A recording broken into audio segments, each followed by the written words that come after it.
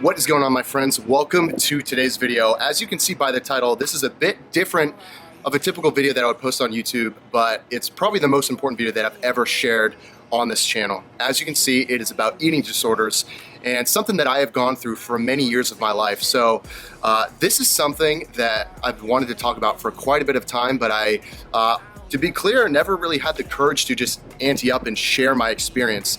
As you can imagine, I'm sure you guys know that, anyone who struggles with something like an eating disorder, it's a very personal experience, and it's not something that many would like to talk about, especially men. It's one thing for women. I find it's more common in women, but for a man to open up, specifically a manly man who's into fitness and has a physique, to share that he went through an eating disorder, it's something that I don't see quite often, and that's all the more reason to talk about it. So that's why I'm making this video. Promised myself I would one take it. Don't want to get caught up in my words, so I want to share from the heart. And again, this is not me providing a solution to an eating disorder, whatever it may be. This is me simply sharing my experience and how I was able to overcome it, and some common themes I see with eating disorders. All right, so to get into my story, we have to go back to high school. 16 years old, sophomore year of high school, I first started getting into fitness. I discovered the gym, which was really just a machine my dad had in the unfinished side of our basement. Started doing, it was a bench press, and then you could do leg extension and bicep curls. We all kind of know what that machine is. And started doing bicep curls, started to see changes in my arms, and that was really the dawn of me realizing, like, holy crap, I feel so good when I'm having the physique that I want and starting to see changes. And as you guys know, when you start researching about physique transformation, losing fat, gaining muscle, we quickly realize that nutrition has to be the main focus. We see 70% of your results, 90% of your results, whatever it may be, is predicated upon the nutrition and how on point you are in eating towards your goals. So I was like, okay, well, I need to be in a caloric deficit to lose fat, because I wanted to lose fat and be super shredded, right? Because that's what we all want when we first get into fitness, I find. So I started to limit my calories sophomore year of high school.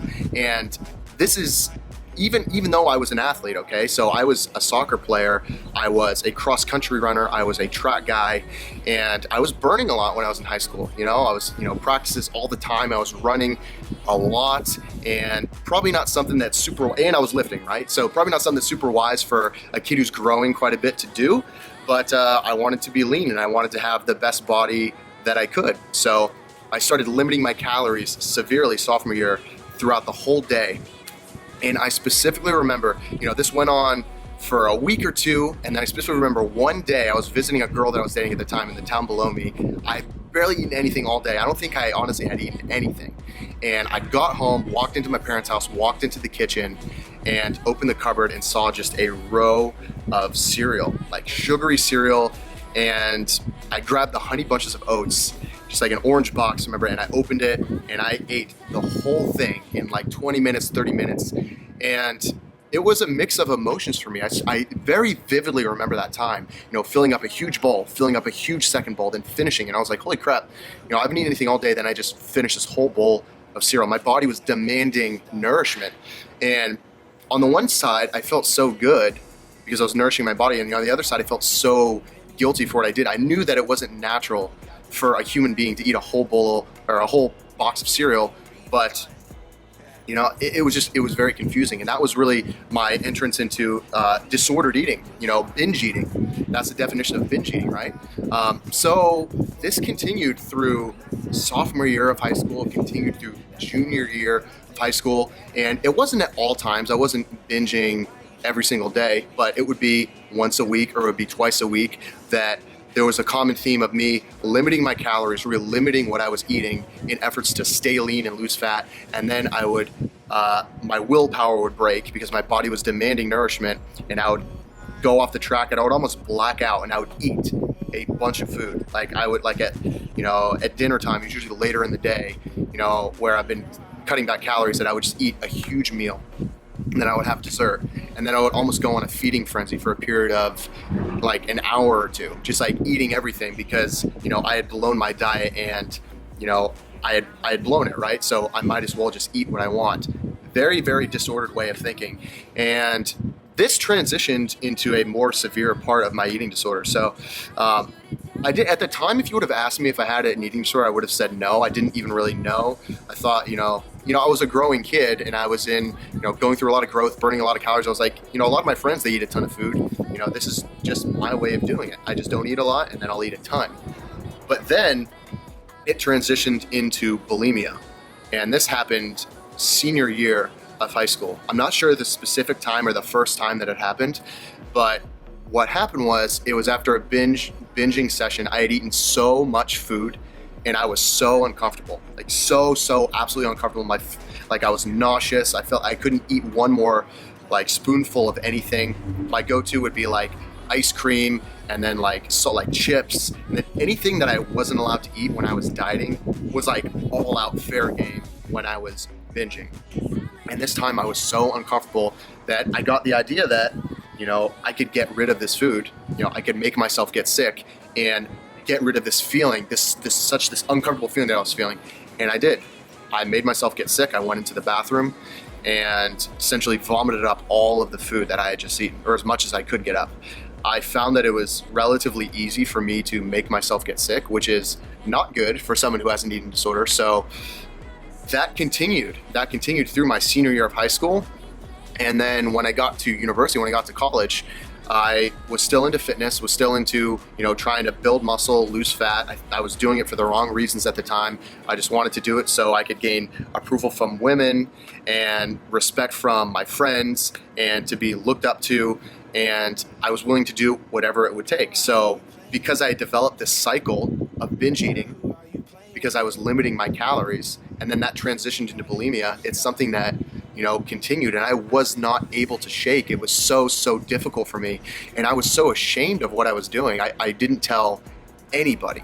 I wouldn't tell anyone that this was a thing that was happening, because I felt so guilty, and I was just so ashamed of what I was doing. Now, what would happen was, there would be a period of maybe a week or two where I didn't binge, or I wouldn't make myself get sick after binging. But then it would happen one time, and then that would almost spark a cycle of me doing it every day for a period of 3 days, maybe even up to a week, almost every single day. And guys, let me tell you, there's nothing more debilitating than struggling with an eating disorder. And maybe that's a little, I've never struggled with alcohol addiction or drugs, so I can't quite say that, but it's so confusing to struggle with having an unhealthy relationship with food, because unlike drugs and alcohol, we need food to survive. So we have to be very careful on the rules of engagement we have with food, because what's approaching eating food from a healthy space, what's not.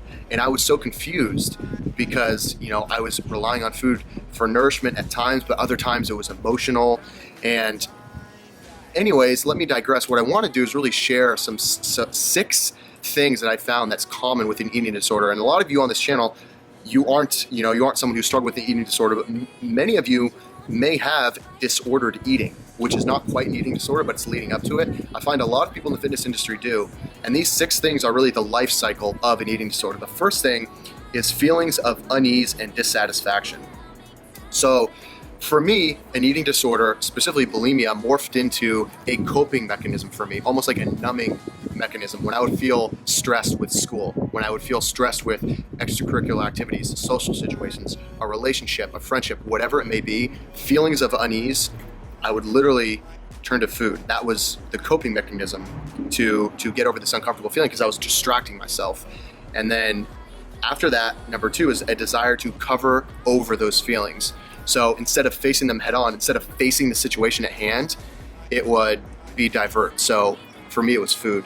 I can deal with this hard situation in life, studying for this test, or I could go get ice cream or something that tastes good and get rid of the stress that I was feeling. Number 3 is use of food, which is abstention or consumption as a chosen method. So anorexia, bulimia, binge eating, whatever it may be, focusing on food as a chosen method. And then to cope with this, number 4 is feelings of guilt, shame, self-hate, and hopelessness after disordered behavior. Guys, I can't tell you how guilty I would feel after I would go through an episode of binging on food, because I knew that it was unnatural, and I knew that I was relying on food and having a relationship with food that was very unhealthy. It wasn't for nourishment. And I felt so bad about that, but I simply could not break the habit. I would have a moment of weakness, and turn to food, and then I would almost just like black out and get into this pattern of numbing myself with food. And guys, this continued for me all throughout college, almost until about senior year of college. I struggled with bulimia for about 4 years. And after number 4, those feelings of guilt, shame, self-hate, and hopelessness, number 5 is a renewed self-hatred over the weakness. Again, truly hating myself for struggling with this and being a man. Like, I'm a man. Like, why am I struggling with an eating disorder? This is something that girls go through. Why am I caring so much? Why am I doing this? And it was really something that was sparked from not nourishing myself originally back in high school and then binging. It had morphed into something huge that was taking over my life. And then number 6 is emotionally predisposed to repeat the behavior. So what happens is you go through a binging episode. Let me speak on bulimia because it's my experience. I would binge, eat a ton of food, tons of ice cream, tons of whatever I could get my hands on. I would order food, and I would isolate myself, eat all this food, feel so guilty. I would make myself get sick so I could get rid of it. And then after that, I would swear to myself, okay, I'm gonna have a healthy relationship with food now. I'm not gonna do this anymore. This is harming myself. I know I can harm my throat. I know I can cause some serious issues with nutrient deficiencies from making myself do this. Not gonna do it anymore. Like, I would tell myself this. But then life would happen a few days down the line, or a week down the line, month down the line, probably not a month, it would happen more often than that. And I would turn to food again because I had conditioned myself, and it would be something as simple as just like going to get food when I should be solving the problem, the stress that I was facing, and it would open that cycle. I would eat a bunch of food, I would feel so super guilty, I would make myself get sick. So guys, this is something that I've wanted to share because, it needs to be talked about more, and especially because I am a fitness coach and I technically am in the fitness industry. I don't like saying I'm in the fitness industry, but I guess I am. It's something I see quite often. I get so many messages about this. I get so many comments on Instagram and here on YouTube about struggles with eating, rules of engagement with eating. And I want to sympathize with you guys here and say, hey, look, I understand how it is, how it can be to struggle with having an unhealthy relationship with food. And the bottom line, guys, is if there's any takeaway from this video, it should be that when food ceases to be just about nourishment and it's used as something more than that, like a coping mechanism, for example, it has shifted from a healthy relationship with food to either disordered eating or a full-blown eating disorder, anorexia, bulimia, binge eating. And I'm happy to say it's been 5 or 6, probably 6 years since I have binge ate or struggle with bulimia. So since I graduated college, it was something that I actually got help. I went to a psychiatrist, and had a few sessions with him. And I actually quit after seeing him. After something he wanted me to do was for 2 weeks, before, during, and after every meal I ate, every morsel of food that I ate, I had to write my feelings, how I felt going into eating, how I felt during eating, and how I felt after. And that really rubbed me the wrong way, because in my mind it was like, you are having me focus on food way, way more, and I need to focus on food way less. This isn't teaching me how to think differently. This is me just getting super in my feels and focusing on food way, way too much. And you wanna know what? Could he have helped me, and could have me writing my feelings, provided him some insight so he could help me? Sure, but at the time, I was like, look, I need something quicker. And what really did it for me was reading personal development books, and specifically a book surrounding eating disorders called Hope, Health, and Healing for Eating Disorders. I will link it in the description. Highly recommend anyone who's struggling with disordered eating or eating disorder, go ahead, pick it up and read it. And guys, I want you to know that, this is something that needs to be talked about more often. And, as men who have struggled with eating disorders, maybe you're a man that's watching this who struggled with disordered eating, it's okay, because many men, specifically men who are in the business of improving their physique, losing fat, gaining muscle, we are predisposed to doing this because, if we are watching the food that we eat so closely, we can start relying on it for happiness and relying on it for emotion, right? And it's not a healthy thing to do. At the end of the day, it is for nourishment. And that's really why I wanted to create this video, just to put that energy out there, share with you guys, one of my experiences in life, and give some of you hope. If you are going through an eating disorder right now and you're currently struggling, maybe you're lost, I want you to truly understand that it's something that you will be able to get over. I believe in you with every fiber of my being. If I can get through it, you can. And at the present time, in the present day, I have such a healthy relationship with my diet, with food. I eat what I want. I, can go out and have dessert and not think twice about it. I feel good about my body, and I engage with food in the right way. And to emerge from being food obsessed and using it to deal with life issues to the point that I am now, it's a cycle that takes a bit of time. You're not going to do it in a month. You're not going to do it in 2 months. But let 6 months go by of you doing the hard work, the internal work, a year, 2 years, 3 years, and you will be a-okay. All right, so, just wanted to create this video, put that out there, and really open up about something that I really struggled with. I don't have any, hidden agenda with this video. It's just me being open and vulnerable, sharing an experience that I've had, and let you guys know that you're not alone. You're not alone. So many of us have struggled with disordered eating, being in the fitness industry, trying to build our better bodies, and just understand that, there's hope for you. And I will link some resources below. There's excellent resources that are available to you if you do struggle with an eating disorder. There are many accounts on Instagram that are dedicated to those who do struggle with an eating disorder. ED recovery is something that's huge, blowing up. I've seen in the last 2 to 3 years, which is amazing, and something that I want to speak on more often. And this video is one of the first steps in doing that. So with that being said, I've been rambling a little bit, told myself I would one take this. If I can serve any of you, I mean this, not just saying it, you can comment below, and if you feel uncomfortable commenting, you can direct message me on Instagram, you can email me, and share with me your experience, and I'll provide any insight and support that I can. I'm not going to cure you. I'm not, again, licensed to help with eating disorders and psychological disorders, but I can share my experience and how I got over it.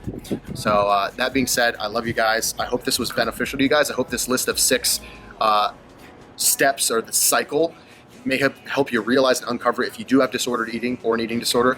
And if you do, please understand and embody the fact that it's okay, that many hundreds, thousands of people have struggled with this, and hundreds of thousands have gotten over it and have healed their relationship with food and eating, and you can do it too. I believe in you. I love you. And yeah, I'll see you guys in the next video.